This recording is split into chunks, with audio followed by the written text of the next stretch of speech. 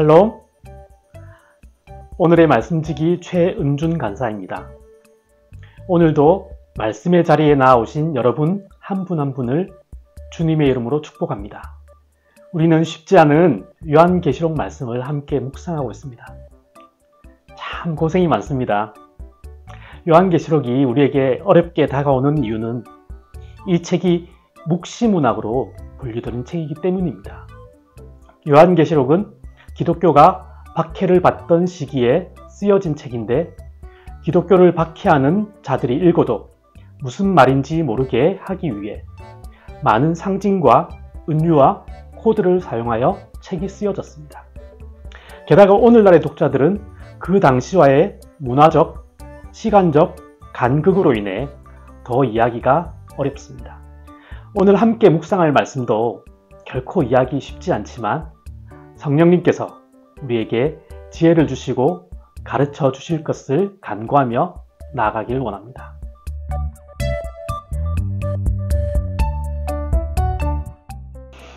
이 시간에 신학적인 그런 어떤 토론을 하고 싶은 마음은 전혀 없지만 오늘 말씀의 전체적인 맥락을 이해하려면 먼저 한 가지 개념에 대해 간단하게라도 설명을 드려야 할 것 같습니다. 바로 천년왕국에 관해서인데요. 천년왕국에 관해서는 크게 세 가지 설이 있습니다. 이 세 가지 설은 예수님의 재림을 기준으로 천년왕국이 언제 도래하는가에 따라 나누어집니다.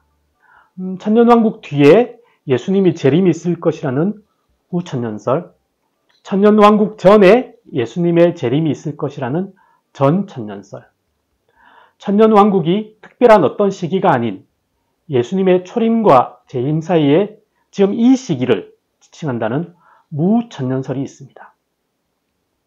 정통 기독교에서는 주로 전천년설과 무천년설을 믿고 있는데 이 둘의 차이는 천년의 시간과 사건을 문자적으로 이해하면 전천년설을 받아들이게 되고 상징적으로 이해하면 무천년설을 받아들이게 됩니다.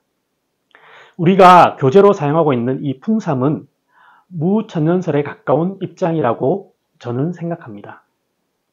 하지만 이 모든 관점도 비본질적인 것으로 크게 관심을 갖지 않으셔도 괜찮습니다. 이런 것보다 훨씬 중요한 본질적인 것에 우리는 더 많은 관심을 두어야 합니다. 오늘 말씀 가운데 천사는 사탄을 잡아 무저갱에 가두고 천년으로 상징되는 오랜 시간 동안 결박시킵니다. 그리고 예수님의 증언과 하나님의 말씀을 믿는 자들은 영적으로 살아나는 첫 번째 부활을 경험하게 됩니다. 오늘 본문은 이런 사람들을 가리켜 복이 있고 거룩하다고 말씀하십니다. 오늘날 우리가 예수님을 인격적으로 믿고 영접한 모든 사람들은 첫째 부활을 경험한 사람들입니다. 오랜 시간이 흘러 천년이 차고 사탄이 옥에서 잠시 놓이게 됩니다. 하지만 사탄은 이미 예수 그리스도의 십자가의 승리로 인해 치명상을 입은 상태입니다.